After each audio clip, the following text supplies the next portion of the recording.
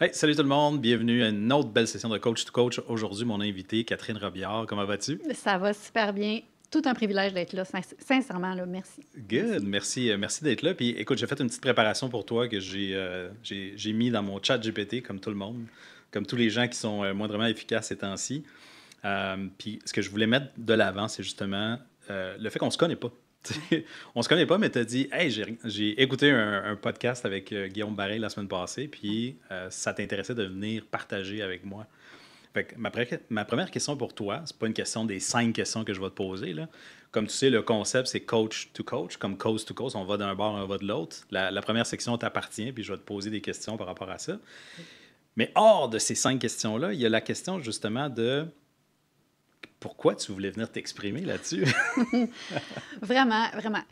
Là, il faut savoir que quand j'ai écouté ton entrevue avec Guillaume, j'ai retrouvé ce que j'avais peut-être perdu dans les dernières semaines, c'est-à-dire cette fréquence, cette profondeur, cette pertinence dans l'échange humain. Tu sais, l'humain dans sa sagesse, dans son intelligence, dans l'humain apprenant. Je trouve qu'on perd cette connexion-là. J'ai de la difficulté à la maintenir et à m'entourer de gens qui maintiennent ce niveau de langage et d'échange-là. Ça m'a fait du bien de vous entendre et ça m'a rappelé à quel point c'était nourrissant. Et là, je me suis dit, et si j'étais présente à cette table, qu'est-ce que ça donnerait? Ouais. Alors, j'ai tendu une perche et ben, merci de l'avoir pris. Good, oui, ouais, absolument. Puis, tu sais, j'ai dit oui, ça m'a pas, comme je t'avais dit tantôt en entrée de jeu, j'ai dit oui parce que je reconnais ce signal-là. Je reconnais le signal de quelqu'un qui vibe hautement par les indices que cette personne-là va donner. Ouais. Tu sais, c'est dans le langage, dans la posture, dans la création, dans l'expression, dans toutes ces choses-là. Tout ce que la personne est, c'est ça qu'elle exprime. Ouais. Tu sais. Fait que c'est Tony Robbins qui disait Success leaves clues. En tout cas, il n'y a peut-être pas juste lui qui l'a dit, là, mais ça paraît. Et le côté fausse humilité de ma part va dire ça fait pas de nous des meilleures personnes. Absolument. Absolument, sauf que ça fait nous des personnes, puis je suis déjà dans mes questions, alors je vais te laisser, mais ça fait nous des personnes qui, parfois, peuvent se sentir un petit peu plus dans une certaine solitude parce qu'on n'est pas toujours compris des gens qui nous entourent en général jusqu'à ce qu'on trouve notre crowd. Mais cela dit, c'est ça, c'est pas une question de jugement, c'est une question de différence. Puis moi, ben, je ressentais cet appel-là de venir discuter dans ces fréquences-là. Good. Excellent. Mais Catherine, moi, j'ai dit oui parce que j'ai envie de découvrir le fond de ta pensée. Et ta façon unique de voir le métier de coaching, le métier de stratège d'affaires, consultante, peu importe comment tu veux l'appeler, aider des entrepreneurs.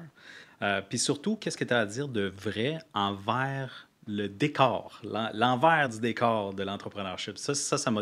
Je me suis dit, OK, elle a mis ça dans son marketing, je vais t'expliquer le backstage, c'est comme ça que tu Oui, l'appelles? le backstage de Le l'entrepreneuriat. backstage de l'entrepreneurship. Fait que j'ai regardé, j'ai regardé quand même ton site Internet, je passe à travers ton contenu. Puis qu'est-ce qui m'a frappé, c'est quand tu as parlé que toi-même tu as frappé un mur qui était la fête, la séparation. Puis j'étais curieux de savoir qu'est-ce que tu as compris, toi, de la vraie nature de l'entrepreneuriat que personne n'ose dire en public, justement parce que ça se passe en backstage. Oui. En fait, pour moi, le backstage de l'entrepreneuriat, c'est tout le développement personnel qui est nécessaire pour perdurer en affaires. Bon, là, ça, c'est la belle phrase qui est écrite sur le livre. Ouais. Mais c'est ce que ça veut dire. C'est que j'ai étudié au HEC, puis j'ai eu aussi un pignon sur rue, un commerce pignon sur rue. Donc, j'ai eu la réalité entrepreneuriale, excuse-moi, des écoles, l'école de l'entrepreneuriat, l'école de gestion d'entreprise, d'administration et tout. J'ai appris les bonnes pratiques en affaires. J'ai eu un pignon sur rue que j'ai démarré aussi avec 2 ans de travail acharné pour pouvoir aller chercher le financement nécessaire et tout.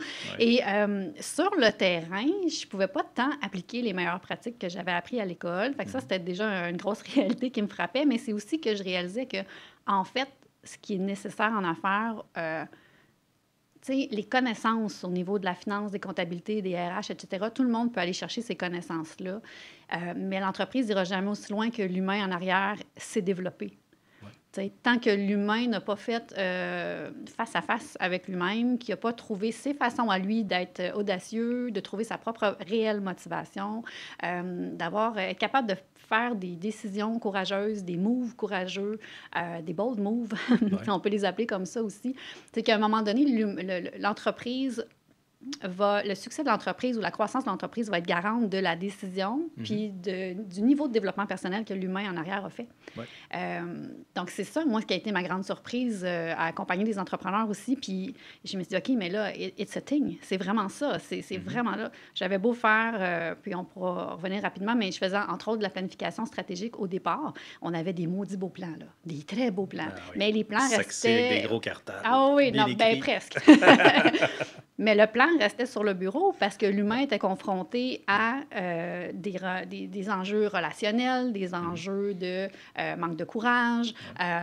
Bref, tout ça pour dire que le backstage d'entrepreneuriat, pour moi, c'est tout ce qu'on doit mettre en lumière en arrière de la scène entrepreneuriale pour pouvoir perdurer sur la scène, Absolument. justement. Absolument. Ouais. C'est cool comment tu l'amènes, justement. Que ben, j'aime cet exemple-là. Comme tu sais, toutes les personnes qui sont compétentes en consultation en stratégie d'affaires, c'est de base. Qu'est-ce que tu viens de dire? Ouais. Tu as le conducteur de véhicule, puis tu as le véhicule qui est conduit. Nous autres, on arrive avec des planifications stratégiques pour dire le véhicule doit s'en aller par là pour atteindre la cible que tu veux aller. Puis tu veux t'en aller dans une certaine ville avec ton char, c'est par là qu'il faut y aller. OK, cool. Voici la map pour y aller. Nice! C'est toi qui conduis. Wow! Ouais. OK. Mais je sais pas conduire. Ou moi, je sais conduire à 30 km/h, mais pas à 120. Ouais. Ah, OK. Mais là, il va falloir faire du développement personnel. Jamais personne m'a dit ça au HEC. Jamais. Jamais personne m'a dit qu'il fallait que je me développe comme un humain pour faire affaire avec des humains. Jusqu'à ce qu'il y ait le cours du backstage de l'entrepreneuriat au HEC, si jamais il y en a qui ont le contact. C'est fou, pareil, là. Ouais. Mais ça, c'est présent dans les modèles d'affaires comme toutes les personnes qui ont voulu faire de l'argent quand ils étaient jeunes. On a tous fait du marketing de réseau, à peu près, là. Tout le monde a vu le beau côté de ça, qui est le développement personnel, l'humain et le relationnel, puis le mauvais côté, qui est justement l'inverse de ça, qui est le laisser à soi, le manque de planification, le manque d'intégrité, le manque de communication et tout le tralala. Mais moi, ça m'a ouvert la porte à ma passion. Ça m'a ouvert la porte justement à ce point-là du développement personnel, de me développer, tu sais, puis sauf que j'avais pas de véhicule. Fait que je me suis développé hors d'un véhicule. C'est comme un pilote de Formule 1 avec un tricycle. OK, c'est correct, mais finalement, tu n'atteins nulle part. C'est l'équilibre des deux que j'ai remarqué. Fait que c'est de ça que tu parles, autant le conducteur que le véhicule. Absolument. Puis, tu sais, pour pouvoir avoir du succès ou pouvoir faire croître son entreprise, l'entrepreneur n'a pas le choix d'aller se poser des réelles questions, de se connecter à son intuition, mais, tu sais, toute l'introspection, en fait, que l'entrepreneur doit faire pour amener le bon plan. C'est pas juste d'avoir un plan, c'est amener le bon plan pour lui et de connecter tout ça à quelque chose de plus grand que lui, d'une certaine contribution. J'ai amené des gens à doubler leur chiffre d'affaires, c'est super, mais il y a tout le temps le sentiment de on a tout fait ça pour ça par la suite. Fait que je prends beaucoup aussi le fait de se connecter viscéralement à un besoin de contribution à plus grand que soi. Je trouve que c'est une facette de l'entrepreneuriat qui peut être convenu dans certains domaines, mais dans certains domaines, c'est quasiment inexistant et pourtant nécessaire. Donc, pour moi, oui. As-tu un exemple de ça, justement, où est-ce que dans certaines facettes, le développement de cette personne-là, il n'est pas nécessaire? Bien, oui, ça, c'est comme une généralité, là, mais exemple, c'est sûr que dans le domaine du coaching, peu importe, coaching nutrition, coaching fitness, coaching développement d'affaires, bon, c'est c'est connu, mais tu sais, quand on va, je sais pas, moi, un propriétaire de cabinet comptable va pas nécessairement avoir, puis là, je m'entends, j'aime pas ça.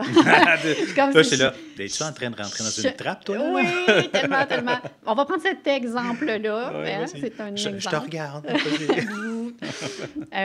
Par exemple, un cabinet comptable qui ne s'est pas nécessairement questionné sur est-ce qu'on pourrait contribuer dans la communauté? Est-ce qu'on est fier d'aider nos entrepreneurs locaux à mieux performer avec leurs chiffres? Est-ce qu'on ajoute un volet formation? Est-ce que, ne serait-ce que décider en conscience de à quoi sert mon entreprise? Est-ce que mon entreprise sert à créer des emplois? Point. Ouais. Correct, mais au moins, il y a une intention claire. Fait que moi, j'amène vraiment les réelles réflexions que je pense qui sont les meilleures à avoir pour perdurer en affaires, c'est-à-dire se connecter à quelque chose de plus grand que c'est quoi notre chiffre d'affaires cette année, c'est quoi notre ratio de profitabilité, mais encore. Ton exemple me fait penser à deux mots que j'utilise constamment dans mon coaching, qui sont l'inclusion et l'exclusion. Ce que tu parles, c'est d'inclure de ta business à l'intérieur de la communauté. C'est de faire en sorte que tu sois inclusif, que tu serves ta communauté. Puis, il y a beaucoup d'entrepreneurs qui, malgré le fait que c'est des entrepreneurs et bâtissent des systèmes, sont quand même exclusifs dans le sens qu'ils le font pour eux, seulement pour eux. Ouais. Qu'est-ce qu'on fait avec ça? Est-ce que tu as le droit d'être un entrepreneur égocentrique? Puis là, quand je dis égocentrique, c'est pas négatif. C'est tu penses à toi en premier, puis tu veux réaliser tes rêves à toi, puis tu utilises l'entrepreneurship pour te créer une job en premier, puis après ça, tu créé une machine à cash, sortir de cette machine à cash-là, puis être un entrepreneur d'une machine à cash. Ouais. C'est-tu correct? Ben oui, c'est correct. As-tu le droit? Ben oui, on a le droit. On a le droit. Parce que, tu sais, moi, je suis vraiment dans le parcours entrepreneurial. Donc, c'est pour ça que j'aime pas tant arborer le chapeau de coach d'affaires. Là, je me sens vraiment beaucoup plus stratège entrepreneurial, puis vraiment aux côtés de l'entrepreneur qui réfléchit dans son parcours entrepreneurial. Et là-dedans, oui, il y a la stratégie de développement d'entreprise, mais je suis quand même à un niveau plus au-dessus de tout ça dans le parcours de l'entrepreneur. Donc, un entrepreneur doit être connecté à qu'est-ce que j'ai vraiment envie de faire. Et si c'est ça l'appel, si c'est de dire, moi, je vais aller pousser ça en mode de système, puis je veux aller augmenter la valeur de mon entreprise pour la revendre d'ici quelques années, puis après ça, projet X, Y, Z par la suite, mais c'est le projet de l'entrepreneur. Et s'il a pris soin de vraiment réfléchir à est-ce que tu risques de regretter de ne pas avoir fait autre chose? Est-ce que c'est réellement ça qui va combler ton sentiment d'accomplissement? On est-tu à la bonne place? Bien, allons-y. Donc, il n'y a pas de, encore là, il n'y a pas de jugement là-dedans. C'est chaque individu a... ce que j'amène, en fait, l'individu, c'est de reconnaître c'est quoi ta contribution à l'intérieur de ton entreprise, le purpose, vraiment l'intention principale de ton entreprise, et faire augmenter sa valeur pour la revendre. C'en est une si l'entrepreneur a été consciemment connecté à ce qu'il aspirait vraiment. Oui. Pourquoi c'est important pour toi que ça arrive de cette façon-là? Qu'est-ce que tu crois qu'il va se passer si jamais l'entrepreneur n'y aspire pas à quelque chose comme ça? Bien, moi, je pense que quand on est connecté à notre ambition viscérale, c'est là qu'on va laisser notre marque et notre trace dans la société. C'est là qu'on peut influencer positivement. Donc, même si c'est amener mon entreprise à un plus gros chiffre d'affaires et la revendre, si tu le fais parce que c'est ça que tu sens dans toi, que tu veux faire absolument pour tes raisons, bien, je pense que là, tu es dans une posture où tu peux inspirer des gens que c'est possible de le faire. Okay. Donc, je prends vraiment beaucoup le sentiment d'accomplissement. Je veux vraiment amener l'individu à reconnaître que tous ces efforts-là quotidiens, parce qu'on va se le dire, là, l'entrepreneuriat, c'est d'être souvent à contre-courant de la masse. Donc, pourquoi tu te lèves à chaque matin, même si tu te sens à contre-courant, puis pourquoi tu continues de travailler, même sur toi, en plus de travailler, pour faire croître ton entreprise. Donc, à quoi ça sert? Mais est-ce que tu es connecté au bon endroit? Parce que je ne voudrais pas qu'un humain mette autant de force, puis d'énergie, puis d'effort dans une direction, puis qui finalement se lève le matin, puis qui n'a pas envie de se lever. Ouais. Pourquoi j'ai fait tout ça? Exact. Trop de souffrance là-dedans, là? Exact. Fait que moi, je veux vraiment pouvoir être un peu gardienne de cet accomplissement-là, de ce sentiment d'accomplissement-là. Est-ce qu'il sera présent à la fin de tout ce que tu aspires à faire? Est-ce que ça voudrait dire que si jamais tu es devant un deal potentiel, puis tu vois que la personne, c'est pas de l'accomplissement qu'il cherche, c'est à assouvir son besoin de survie continu. Parce qu'il y en a beaucoup des comme ça, là, qui s'en rendent pas compte. Ben, en fait, la plupart sont comme ça, sont dans un étau émotionnel de penser qu'il n'y en aura jamais assez ou penser, croire, en fait, que si jamais ils deviennent multimillionnaires, si jamais ils se libèrent de la business, là, ils vont être heureux, là, ils vont être accomplis. C'est comme c'est la finalité qui crée l'être et non pas le chemin qui crée l'être. Oui, absolument. Fait que, ça s'appelle un peu... moi, je travaille beaucoup avec le Enjoy the Ride. Fait que, tu prenais ton analogie de voiture, je me considère beaucoup comme un GPS. On va rentrer ta destination ensemble pour s'assurer que c'est la bonne destination dans ton GPS. Puis on va mettre les paramètres. Tu veux-tu l'économie d'énergie ou tu veux le chemin le plus rapide? Fait que ce volet-là que l'humain n'ose pas aller prendre le temps d'aller. Donc, je travaille beaucoup dans ce pas de recul-là. Avant de prendre la route, on programme le GPS puis on prend le temps de mettre les bons paramètres. Donc, ça, c'est un volet super important. Fait que l'humain que tu viens de nommer, que tu viens de décrire, s'il n'est pas dans cette période de re-questionnement-là sur je m'en vais à la bonne place, puis est-ce que la prochaine étape que je suis en train d'orchestrer, est-ce que c'est la bonne, est-ce que c'est vraiment là que je dois m'en aller? À ce moment-là, moi, je ne serai pas tant présente dans son univers à ce moment-là. Mais tu dis que tu es le GPS, mais en même temps, tu cares que l'entrepreneur soit dans le bon mindset. Oui. Fait que ça, c'est plus c'est l'état d'être, dans le fond, du conducteur. C'est pour reprendre encore le conducteur, le véhicule, puis le GPS, là, les trois affaires qui sont importantes pour se rendre à un endroit. Absolument. Tu travailles-tu sur les trois? Oui. OK. Oui. Puis c'est ça aussi pourquoi pendant 7 ans, ça fait 7 ans que j'opère sous bras droit stratégique parce que j'ai étudié en coaching, j'ai étudié en gestion. Tu sais, fait que oui, je suis une coach, oui, je suis une stratège, mais des fois, je suis plus mentor, des fois, je suis plus une complice, des fois, je suis juste une confidente. Il y a beaucoup de mes clients qui m'appellent que je suis leur psy. Ouais. Puis, voilà, pas le droit de dire ça. Mais, mais tout ça pour dire que pour moi, tu sais, le bras droit stratégique, il venait un peu faire un OK, regarde, moi, je suis à tes côtés. Ouais. Pour la stratégie du développement de l'entreprise, en prenant soin de l'humain en arrière. Et de plus en plus, oui, on essaie de simplifier, de rendre ça de plus en plus clair. Je te dirais que stratège entrepreneurial fait beaucoup de sens parce que je suis beaucoup, comme je dis, dans le parcours entrepreneurial. Mais c'est ça, le concept d'être à côté de l'humain et programmer avec lui son GPS et rester sur la route parce que l'humain qui n'est pas dans l'état qui n'a pas pris soin de son système nerveux puis qui n'est pas dans l'état de conduire, ce qui est en faculté affaiblie ou autre. Hein, on part dans les analogies. Ben, mais c'est ça pareil. C'est très vrai, cette analogie-là, parce que c'est très observable. Est-ce que tu laisserais un conducteur sourd rentrer dans un char? La réponse, c'est non. Et pourtant, la plupart des entrepreneurs que je rencontre sont sous. Sous ou... ou endormis. Exactement. Manque de sommeil. Je m'en allais exactement à la même place. Tu es à moitié endormi, tu ne prends pas le volant, là. Exact. Mais c'est ça. Fait que... mais j'ai pas eu le choix, Catherine. Ah, ben oui. Non, c'est ça. Ça marche pas comme ça. Oui, on a le choix. Effectivement, on prend le recul, on fait les meilleurs choix, puis on avance pas à pas vers la nouvelle destination. Fait que c'est pour ça. Fait que le développement personnel, pour moi, ça fait partie intégrante du développement d'entreprise. Et tout ça dans le but de satisfaire l'entrepreneur. Je suis vraiment une fan finie de l'entrepreneuriat et des entrepreneurs. Je trouve que c'est des êtres humains qu'on devrait reconnaître davantage. C'est eux qui ont le pouvoir de changer la société. Là. Je m'en vais souvent là rapidement parce que pour moi, c'est eux qu'on devrait reconnaître puis aider. Absolument. Donc, c'est tous les entrepreneurs qui ont bâti la société comme elle est. T'sais, après ça, on va donner du crédit aux politiciens, mais c'est pas eux qui font la job nécessairement. Là. Puis je pense que le potentiel de faire évoluer la société dans une certaine direction meilleure passe aussi par des initiatives entrepreneuriales qui, malheureusement, souvent vont s'essouffler ou vont s'éteindre parce que l'entrepreneur n'est pas derrière le bon volant, n'a pas de GPS, n'a personne à côté de lui. Exactement, exact, 100%. Dernière question sous-adjacente à la première question, je suis juste rendu à la première, là. Quelles sont les chances de succès et de réussite d'un entrepreneur qui ne fait pas de développement personnel? J'aimerais beaucoup avoir une statistique là-dessus. Là, c'est vraiment que basé sur mes observations. Je pense qu'on peut faire un sacré bon bout de chemin. Je pense que l'humain a une capacité de résilience incroyable, surtout une capacité à l'épuiser dans l'adrénaline. C'est impressionnant. Je vois des entrepreneurs qui s'acharnent. Là. On ne parle pas de persévérance. Faire ça 20, 30 ans, là. Exact. Et là, pow! Exactement. C'est que là, l'acharnement, il y a la persévérance, à un moment donné, qui devient acharnement, et l'acharnement cumulé devient maladie, devient wake-up call, devient vraiment... Éveil spirituel.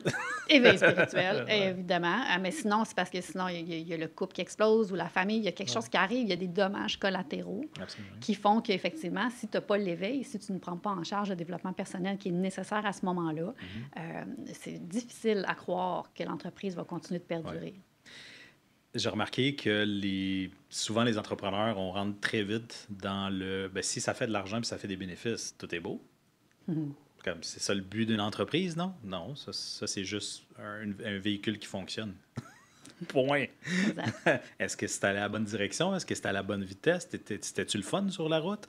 C'était-tu le bon chemin? Genre, t'aimes-tu ça faire de la Formule 1 puis de l'autoroute? Ou t'aimes ça faire du sous-bois? Genre, OK. What's the point? À quoi ça sert tout ça? Exact. C'est parce que c'est juste pour faire de l'argent. Honnêtement, t'es en mode survie. Là. C'est juste ça que t'as vécu, là. T'as manqué toute la scène. T'as manqué tout ce qu'il y avait autour de toi, tout ce que tu aurais pu apprendre. T'sais? Exact. Puis on va se le dire, puis je sais qu'on parle le même langage à ce niveau-là, c'est qu'un entrepreneur qui ose se connecter à une mission plus grande que lui, qui ose être dans la contribution. Et là, je ne parle pas juste de mettre un pourcentage de profit à chaque année dans un organisme. Là. On parle vraiment d'intégrer une culture d'entreprise qui s'implique dans la communauté ou qui dessert une cause, un message. Ces entreprises-là qui sont dans la conscience puis dans la connexion vont vibrer à une fréquence. Même chose qui se passe dans un humain qui fait un développement personnel et qui soudainement vit des synchronicités incroyables. Il arrive la même chose dans le développement d'entreprise. Donc, pour quelqu'un qui aurait des envies de vivre de la magie avec son entreprise, il ne faut pas oublier que c'est aussi une stratégie à utiliser. On pourrait dire ça comme ça. Là. On essaie de les convaincre. Moi, je l'ai vécu tellement de fois que la business s'est mis à bien rouler à partir du moment où est-ce que le conducteur, l'entrepreneur, s'est mis à bien rouler. C'est étrange comment c'est connecté, ces deux affaires-là. Ouais. Hein? On comprend pas. Mais oui, mais évidemment, c'est le prolongement naturel. Puis je pense Oui, qu'on est rendu là à le comprendre avec les oui, années, hein, veux pas, où on est rendu. Je pense que ça va faire son bout de chemin. Tu sais, il y a l'école d'entrepreneurship de Beauce qui est beaucoup dans le savoir-être. mhm, Je pense qu'éventuellement, les écoles d'entrepreneuriat, en tout cas, c'est mon souhait, là, tu sais, oui, fassent de la place au développement personnel oui, beaucoup plus pour mieux préparer les entrepreneurs de demain, mais aussi pour mieux développer les entrepreneurs actuels qui font de la formation continue. oui, Puis dans le fond, tu sais, les formations continues pour entrepreneurs, là, OK, oui, des mises à niveau au niveau de l'intelligence artificielle, du marketing, OK, peut-être au niveau fiscal, mais c'est où le besoin? ouais, Tu sais, le besoin, il est 100%. dans l'humain qui gère tout ça, là. Il Ouais, n'y en a pas tant des grandes choses qui vont changer sur comment gérer ton entreprise. Ce qui va 100%. changer, c'est ce que l'humain a besoin de mettre en place, transcender, apporter de nouveau, Ouais, s'ouvrir, développer, apprendre la flexibilité, l'adaptabilité. Tu sais, il est là le besoin pour faire croître l'entreprise, je 100%. trouve. Ouais. Question 1, c'était ça. On Question part. 2. Là, je pense que, tu sais, on a tellement droppé d'affaires sur la question 1 que ça va rouler un petit peu plus vite, là, mais au niveau de la 2, c'est aujourd'hui, si tu devais choisir entre aider un entrepreneur à doubler son chiffre d'affaires ou l'amener à arrêter, justement, de s'auto-saboter, tu miserais sur quoi? Est-ce que tu miserais plus sur son développement personnel ou plus sur sa machine? Ce serait quoi entre les deux? Ah, je miserais sur le recul. Le recul, Le OK. recul d'abord. Le recul d'abord, l'introspection, Mhm, après ça, les décisions, et après ça, la machine. OK. Puis, y a-tu du monde qui te dise, ben, ça prend du temps, j'ai pas le temps de faire ça? Tout le monde. OK, Tous good. les entrepreneurs. Le manque de temps chez les entrepreneurs, c'est le symptôme numéro un, Mhm, qu'ils n'ont pas pris le temps de c'est ça. Si réfléchir. tu manques de Puis temps, qu'il y tu a es des automatiquement.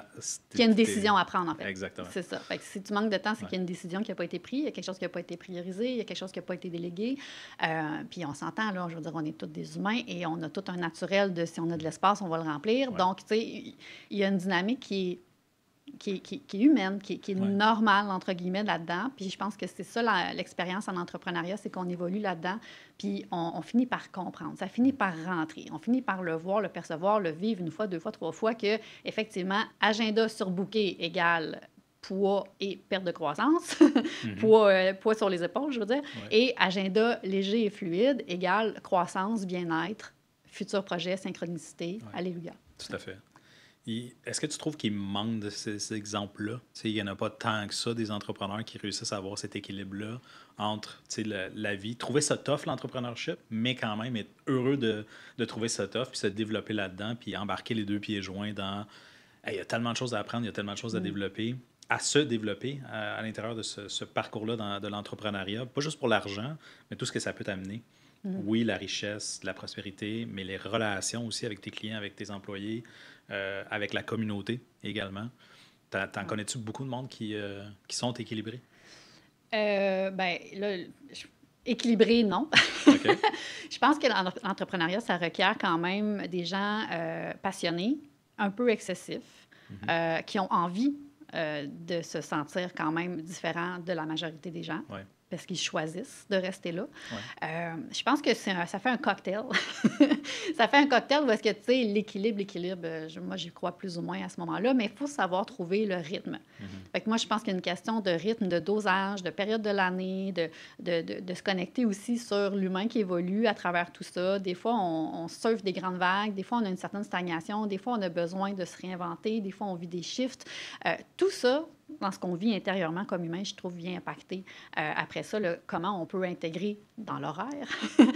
Puis je pense que c'est correct, puis c'est sain qu'il y ait des périodes où est-ce qu'on est un petit peu plus dans le stretch de notre temps puis de nos idées. Mais c'est important d'avoir des périodes d'incubation. Hein, des périodes où est-ce qu'on est plus dans le recul, puis on laisse déposer. Ouais, C'est comme le développement personnel. Tu sais, si tu es toujours en coaching en train de ouais. développer puis essayer d'aller passer des niveaux. Ah, je mets des Ou guillemets apprendre là-dessus. sans appliquer, là. Exact, Ouais. exact. Fait que je pense que c'est une danse à travers tout ça. Donc, oui, on pourrait percevoir les entrepreneurs comme des gens qui sont passablement excessifs sur certaines choses, mais un vrai entrepreneur d'expérience qui est en apprentissage va savoir doser avec un Mhm. certain rythme à travers tout ça. Ben, pour perdurer en affaires, on en revient à ça, pour éviter de s'essouffler puis de Ouais. laisser... Tu as dit un vrai entrepreneur. Oui, Qu'est-ce que c'est qu'un vrai entrepreneur? oui, bon. je pourrais... J'aurais pu mettre des Ça a guillemets quasiment, là-dessus ça a aussi. quasiment l'air d'un jugement. Eh, mon Dieu! Ouais, ben tu sais, c'est qui? C'est Alex Boily, je pense, que tu as reçu qui parlait de ça, tu sais, un travailleur autonome, ou même ben, toi-même, tu en as Oh, parlé, là, un j'en ai travailleur dit. autonome versus un vrai entrepreneur, c'est C'est ça. quelqu'un qui a un C'est la définition entre les système. deux. C'est ça, un système dans lequel il peut se retirer et la machine continue de des bien effets leviers. fonctionner. Ouais. Exactement. Euh, oui, tu sais, je suis d'accord avec ça, mais j'ai envie de dire un vrai entrepreneur, c'est quelqu'un qui ne va pas sans cesse se re-questionner sur retourner salarié. Hmm. Et là, je mets des bémols là-dessus aussi parce que c'est simple. Moi-même, je le fais une fois par année. Moi, j'appelle ça le test annuel. OK. Fait qu'une fois par année, je regarde combien je vaux sur le marché, quel genre de Ouais. job je pourrais avoir. Je mets mon CV à jour, sincèrement, Ouais. pour faire comme, OK, c'est bon, voici ce que j'ai appris cette année, voici ce que je peux ajouter comme corde à mon arc. Tu sais, maintenant, est-ce que j'ai envie d'aller travailler? Ouais. Où est-ce que j'irai travailler? Qu'est-ce que... Absolument. Bon. Moi, Et ça je m'apaise rechoisis. ça en passant. Parce que Ouais. moi aussi, je le fais, là, puis ça Ouais. m'apaise. Ouais. C'est comme ça met un filet de sécurité que si jamais je me pète la gueule solidement, là, au pire, je vaux 150 000, 200 000 sur le marché du travail. Oh, bouhou! Oui, c'est ça, on n'a pas le goût d'aller là, mais Non. cela dit, ce que ça permet aussi, c'est de rechoisir l'entrepreneuriat. Puis, c'est pour ça que je parlais de vrai entrepreneur, c'est que quand tu restes continuellement avec la porte ouverte, de je retourne-tu travailler ou pas. Je fais ce projet-là, mais je ne suis pas sûre que ça va marcher. Puis pendant que tu le mets en place, peut-être que. Puis là, tu gardes, tu regardes tes notifications parce que tu as mis des notifications là, pour recevoir des postes affichés. Puis, tu sais, moi, quand je vois ça, là, que tu sois travailleur autonome ou tu as une petite entreprise, mais que je vois l'entrepreneur qui a toujours le pied dans la porte, dans le cadre de porte, je me dis, c'est la pire affaire à faire. Parce que tu ne bénéficies pas de l'avantage d'être all-in dans ton entrepreneuriat, puis tu as toujours la porte ouverte pour aller ailleurs. Et je trouve qu'au niveau de l'intention, l'énergie, le focus, oh mon Dieu, tu sais, je veux dire, c'est une perte d'énergie, là, c'est une fuite incroyable. Donc, je pense qu'un vrai entrepreneur, qu'il soit travailleur autonome ou dans un système, c'est quelqu'un qui a cessé de... en fait, c'est quelqu'un qui assume qui il est comme entrepreneur, qui a une mission, qui a accepté sa mission, qui la met à jour continuellement, qui continue de se développer pour simplement toujours s'ouvrir à des possibilités de faire avancer son entreprise vers sa grande contribution.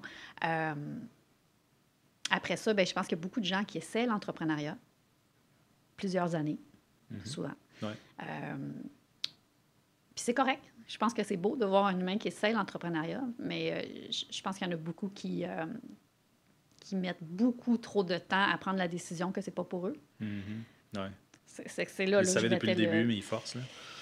Oui, parce que oui, c'est vrai que c'est difficile. Donc, ils entendent les vrais entrepreneurs dire oui, c'est difficile. Donc, OK, je trouve ça difficile, donc je continue. Ouais. Mais effectivement, c'est drôle, hein, parce que ça, c'est un discours que j'appelle, encore une fois, le mix. Moi, je fais du soul-jutsu, fait que je suis full dans tout le temps équilibrer les affaires, là, ou déséquilibrer les affaires par exprès.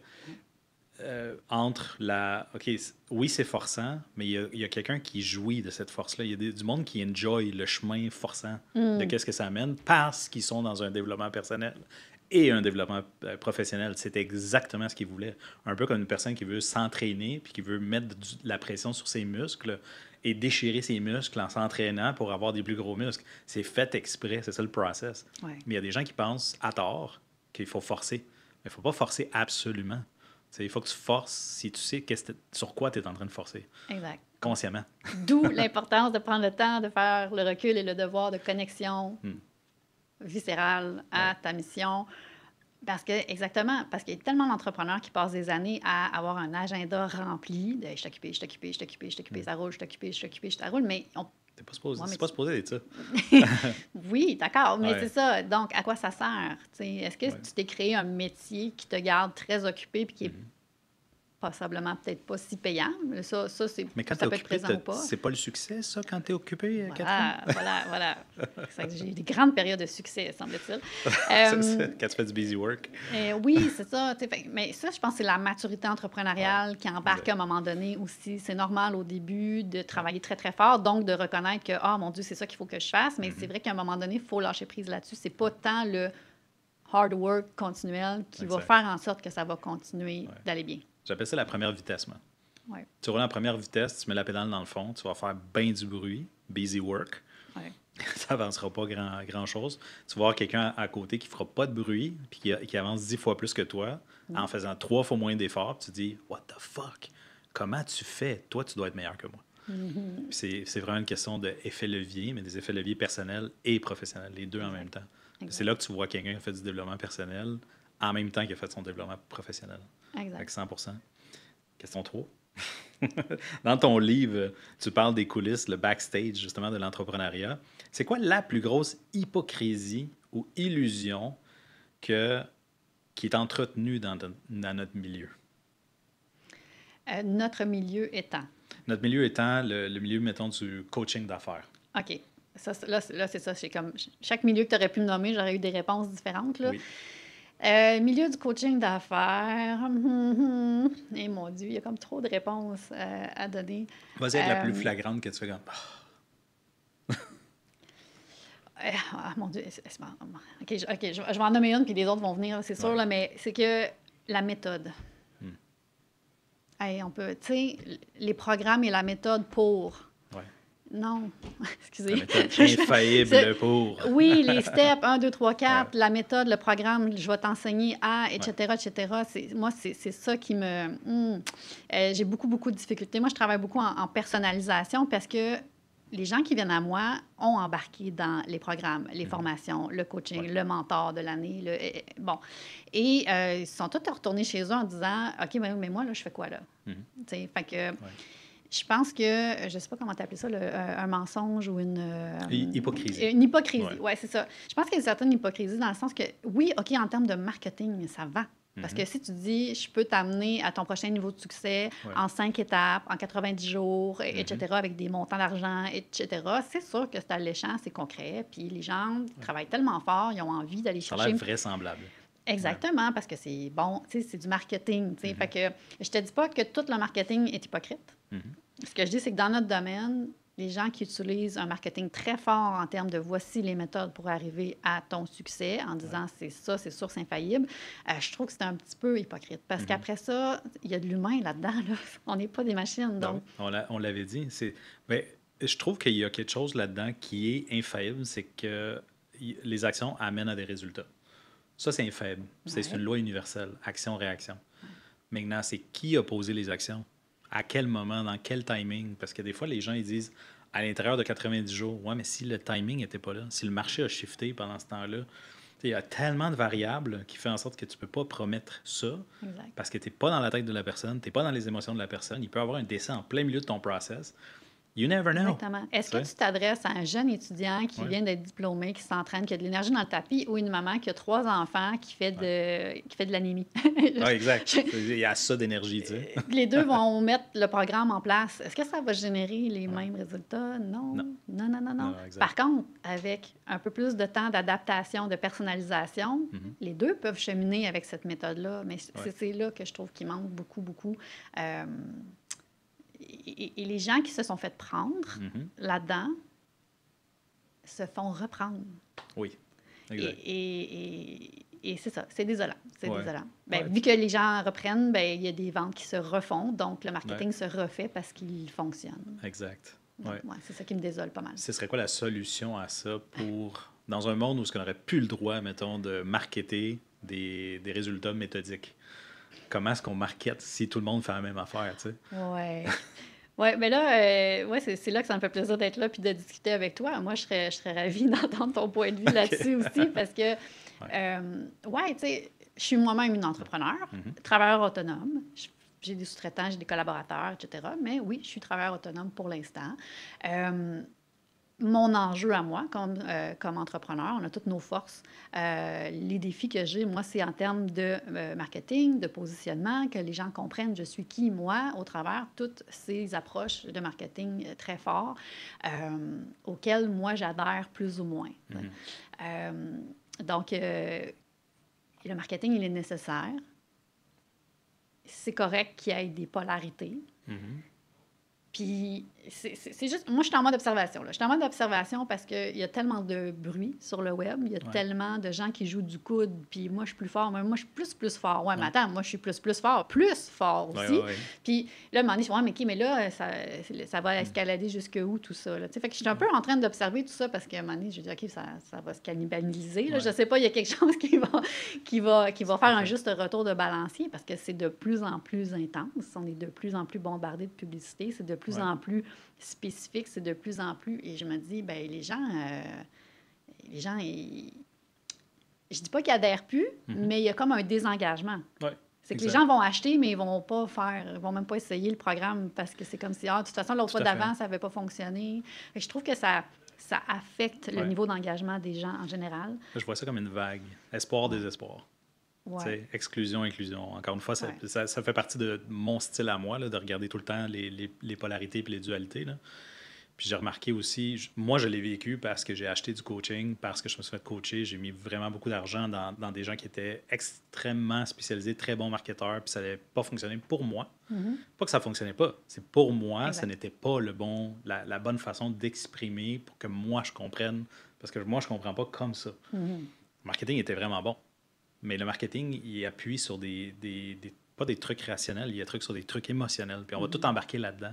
Mais quand on est là, quand on se met à réfléchir puis à regarder ça de façon concrète, puis on pense, puis on fait, bon, ça fait pas de sens pour moi. Fait que là, tu as embarqué dans quelque chose d'émotionnellement, puis tu as été triggered, mais ça fait pas de sens pour toi de l'appliquer de cette façon-là. C'est pas ça que tu veux faire au bout de la ligne. Puis là, tu as investi dans quelque chose que tu ne mettais pas en application. Et il y a d'autres coachings que j'ai reçus qui étaient gratuits, que si ça me parlait autant émotionnellement que rationnellement, parce que je comprenais ce qui est en train de se passer, je dis ça, je peux l'appliquer. Puis je me suis mis à l'appliquer, puis j'ai eu des résultats flagrants, pas payer une scène. Là. Et là, je suis passé du désespoir de mon investissement à l'espoir de j'avais pas besoin d'investir. Et imagine-toi si j'investissais avec lui. Exact. Fait que ce que j'ai remarqué, c'est qu'il y a une preuve qui est non négligeable. C'est comme Hormozy qui dit « Mets ton shit sur la table. Le monde, ils vont y goûter. Si c'est vraiment, vraiment, vraiment bon, imagine-toi si tu payais. Comme, c'est quoi la coche au-dessus de ça? C'est quoi l'accompagnement qui vient avec l'information que je suis capable déjà d'appliquer? » Fait que dans ce sens-là, tu peux pas faker, puis tu peux pas être hypocrite quand tu mets littéralement ton best shit sur la table. C'est comme dire « Regarde, j'ai des échantillons, puis j'ai des preuves que le monde aime ça. Goodie. Si t'aimes ça, t'embarques. T'aimes pas ça, t'aimes pas ça, point, ça finit là. Exact. Puis, mais je serais quand même curieuse de t'entendre sur le fait que quand on vend de la prévention, quand on ne vend pas nécessairement un plaster sur un bobo, mais qu'on vend une prévention, tu as beau mettre le meilleur sur ta table, les gens ne vont pas nécessairement y porter attention. Là, on généralise.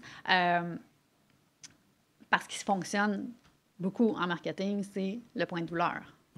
T'as mal ici, là, moi, je vais t'enlever ta douleur. Alors que quand on est en posture, voici ce que je peux t'amener à prévenir. Je peux t'amener à prévoir. La prévention, c'est une douleur qui s'en vient. Fait que c'est encore une douleur. Là, juste pour qu'on parle le même langage, moi, je parlais d'une douleur présente, toi, tu me parles d'une douleur future, mais ça, c'est pain, c'est encore pain, c'est pas pleasure. Éviter une potentielle douleur. Une potentielle douleur. Fait que, entre une douleur qui existe déjà, qui est validée, puis une douleur potentielle qui n'existe pas, là, la douleur du moment va toujours gagner. Ça aussi, je l'ai remarqué souvent. Fait que si tu fais un marketing de prévention, t'es dans la marde. Je te le dis tout de suite, c'est not gonna win. Tu viens de résumer mes dernières années en marketing. Voilà. Puis ça, c'est la psychologie de base. Un humain fonctionne sur qu'est-ce qu'il y a là, présentement. Ceci dit, il y a aussi le plaisir. Fait que c'est comme tout le monde le sait, il y a juste deux axes de motivation d'un humain. C'est soit que tu essayes d'éviter la douleur, qui est comme 85% de la formule de tous les humains. On essaye d'éviter, de ne pas être en mode survie, de ne pas mourir littéralement, là, ou de ne pas avoir mal ou souffrir, versus 15% des gens que autres, ça va bien, puis ils font comme... Y a-t-il un next level à cette expérience de la vie-là? Eux, ils cherchent, OK, c'est qui le meilleur là-dedans? C'est qui parle mon langage? Tu sais, comme... Puis ces gens-là, habituellement, ils te cherchent. C'est pas le contraire. Puis s'ils tombent sur toi, ils font comme « Oh shit, OK, je l'ai trouvé nice. » Puis là, ils te pitchent la carte de crédit d'en face. C'est comme « Je veux faire affaire avec toi. » C'est rare, ça. C'est la minorité qui sont comme ça.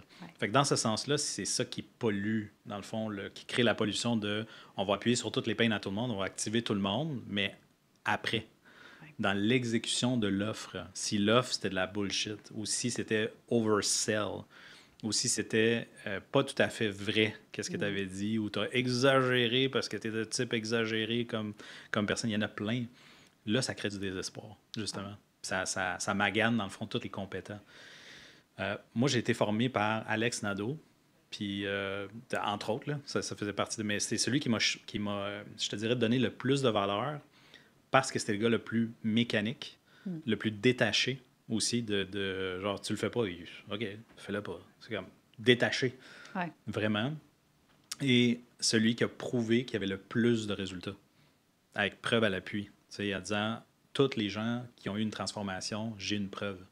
Puis là, à un moment donné, quand tu accumules des preuves accablantes, puis ça, Alex Hormozy l'avait dit également, quand tu cumules des preuves accablantes que tes affaires fonctionnent, c'est très difficile de te challenger. À un point où est-ce que ça va être toi contre 1500 reviews. C'est ton opinion contre mes 1500 reviews. J'ai-tu vraiment besoin de parler? Ouais. Bonne chance. Fait que ça c'est the body of work, je ne sais pas comment on dit ça en français, body of work, là, mais tout l'état des résultats, finalement. Ton état de résultat de qu'est-ce que tu as déjà fait dans le passé, c'est dur à challenger puis c'est dur à cacher. Il faut juste que tu mettes ça de l'avant. Mais ça prend de l'expérience. Ça prend vraiment beaucoup de vécu puis il faut que tu ailles payer le prix, justement, de valider que tu étais vraiment compétent sur le terrain. Au début, on n'a pas ça. Non. Fait que des gars comme Hormozy, ils disent, ben donne-le. Comme fais tes preuves. Arrête de bullshiter les personnes avec ton marketing, que tu es capable de le faire, puis là, finalement, tes clients, c'est des guinea pigs. Va le faire, va vraiment voir si tu as un talent là-dedans, si tu es capable d'amener les gens à faire l'activité. Talent, c'est de montrer à conducteur à conduire, de tuner la machine pour qu'elle aille plus vite puis qu'elle fasse des revenus, et être un vrai GPS qui montre où est-ce que tu devrais tourner. Mais c'est dur d'être un bon GPS si tu n'as pas d'expérience. Tu n'as pas de perspective. Tu as juste une perception, tu n'as pas de perspective. Ça fait pas longtemps que tu le fais. Fait que prends ta place. Exact. Fait que j'ai pris tout ce que j'avais à apprendre de ce que tu viens de dire. Mais ça me rassure dans ce que tu as dit. Je m'en vais là. J'ai cumulé, l'expérience terrain, j'ai collecté les informations. Là, je suis rendue à me permettre de... Oui, effectivement, c'est correct de laisser parler mes clients aussi. C'est comme ça que je vais prendre effectivement ma place aussi là, dans tout ce monde qui joue du coude. Oui, absolument. Mais moi, je peux te le dire déjà que tu n'as pas besoin de validation ni de moi ni de personne, de par juste le langage que tu tiens. Il y a déjà un langage qui est cohérent, il y a un langage qui est réaliste par rapport à ça, tu es déjà très lucide, plus que beaucoup de gens, sur les vrais besoins, le vrai prix à payer d'un entrepreneur à succès. Le vrai succès, je parle, celui de la personne qui est équilibrée, qui dit non seulement j'ai l'argent, mais ma famille est encore là, ma santé est encore là. Je suis encore en train de voir mes amis, j'ai encore du temps pour aller en vacances, je délègue. C'est comme tout ça, là, que les gens disent c'est dur de faire ça. Oui, c'est dur de faire ça. Mais tu sais quoi? Tu as deux façons que ce soit dur. Tu as la façon où est-ce que tu perds ta santé, tu perds ta famille, tu perds tes amis, tu perds ta crédibilité et ta fortune, ou tu te développes. Which one you want? C'est comme choose your pain. Either way, tu vas payer le prix. Fait que lequel tu veux payer. Oui, choose your pain, mais have fun while doing it. Exact. Exact. Quelqu'un qui aime s'entraîner, qui dit j'ai choisi de m'entraîner, il ne souffrira pas mal, au gym. On se sent bien après. Là. Exact. On ne souffrira pas pendant le chemin. On va avoir mal et avoir de l'inconfort sans la souffrance. Exact. De l'autre côté, tu vas souffrir. Fait que, anyway, je peux en parler longtemps, là, mais c'est exclusion-inclusion. Ça revient au même. Là, tu as 25 ans de gestion puis de service à la clientèle. C'est quoi la plus grosse connerie que tu as faite en coaching? Genre, qu'est-ce que tu as fait à un moment donné que tu as fait « Ouais, j'aurais peut-être pas dû faire ça ». Ça t'es-tu arrivé des moves où ce que tu as fait « Oh, j'ai trop été dans l'absolu » ou j'ai tourné des coins ronds? Il y a deux choses. Je pense que j'ai une personne en tête en particulier, mais je pense que ça peut être arrivé à différents niveaux au début aussi. C'est que je veux tellement. Mais je veux tellement. Puis quand il y a quelqu'un devant moi qui a un potentiel, tu sais, quand j'ai un Pierre Lavoie de demain devant moi, là, puis que là, il se met à douter, puis il se met à vouloir peut-être backer off de son projet, là, je fais Ouais. comme « Wow! Non. T'as pas le droit! » Non, exact. Fait que là, moi, je deviens t'en empêche, là. comme... Moi, non, Ouais. c'est ça, là. C'est comme, non, on y va. Tu sais, puis là, je Ouais. m'inclus, là, je dis « On y va », là. Exact. Tu le prends personnel, là. Ben, je le prends... C'est plus... C'est pas personnel, c'est par rapport à ma mission, c'est par rapport à la contribution, c'est... Je veux que les visionnaires de demain n'abandonnent pas en cours de chemin, tu sais, Ouais. qui... Exact. Tu sais, fait que si on reprend cet exemple-là, cette personne-là qui a le potentiel de créer un mouvement puis quelque chose de porteur à la Pierre Lavoie, c'est mon idole, fait que je l'utilise souvent. Good. On le salue. On salue. Donc, ce Pierre Lavoie-là qui est en route vers ce qu'il a créé, puis il continue, là il n'a pas fini, je veux pas qu'il s'essouffle. Je veux qu'on le reconnaisse, je veux qu'on l'aide, etc. Fait que quand je le vois en train de regarder la porte qu'on parlait tantôt, là, la porte de sortie, le cadrage de porte qui pourrait faire comme « Oh, ça serait bien plus facile si... » Et non. Et sauf que, tu sais, ça ne m'appartient pas. Ouais. Sauf que moi, je peux être là qui veut faciliter, qui veut soutenir, qui veut reconnaître, etc. Mais there's only so much I can do. Il y a une partie qui ne m'appartient pas là-dedans. Fait que je te dirais que je suis allée flirter avec cette ligne-là, peut-être quelques fois, surtout au début, jusqu'à temps que moi-même, j'apprenne à travailler sur moi pour reconnaître, c'est ça, hein, ce qui m'appartient là-dedans. Puis comment est-ce que je continue à contribuer quand même à ma mission, même en acceptant que le potentiel devant moi, peut-être, ne s'exploitera pas. Peut-être que le projet extraordinaire de la personne devant moi ne verra pas le jour, mais j'aurai fourni tout le nécessaire pour maximiser les chances que ça arrive. Fait qu'il y a ce volet-là. Puis, une autre petite affaire que je sais qu'il y a beaucoup de monde qui vont se reconnaître, mais surtout dans les débuts, là, j'ai dit oui pour accompagner des gens qui n'étaient pas prêts. Donc, ça a créé toutes sortes de situations, de pression, de stress, de malentendus, de non-satisfaction, de moi qui veux donc bien aider, mais que la personne n'est pas là du tout. Fait que du perdant-perdant. Ah, mon Dieu, c'était du moins-moins, là. Vraiment. Yes, je te comprends tellement. Been there than that. Ben, c'est ça le parcours de l'apprentissage. T'sais, autant pour la personne qui n'était pas prête à ce moment-là que pour toi qui était trop prête à ce moment-là. Fait que c'est s'accorder. Ben, j'étais pas dans la bonne posture. J'étais déjà prête à aller à côté, là, puis faire les choses avec. Puis, mais non, c'est pas ça. C'est pas ça. T'as quasiment le goût de tasse-toi, je vais le faire. Moi, l'apprendre ta business, moi. Moi, te montrer comment faire ça. Si tu pouvais injecter une seule croyance ou une seule habitude dans la tête de tes clients dès le départ, ce serait quoi? Puis pourquoi tu crois que ça changerait tout pour eux autres? Ah, c'est de se dire que c'est possible. C'est possible. OK. Écoute, j'ai même pas le goût de dire d'autre chose que ça. C'est tellement la clé.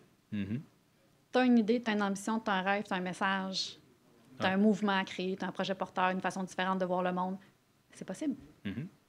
C'est possible. Ce que tu as imaginé, c'est possible. Exact. C'est possible de le réaliser. C'est pas juste c'est possible, mais c'est possible de le réaliser. On va trouver comment.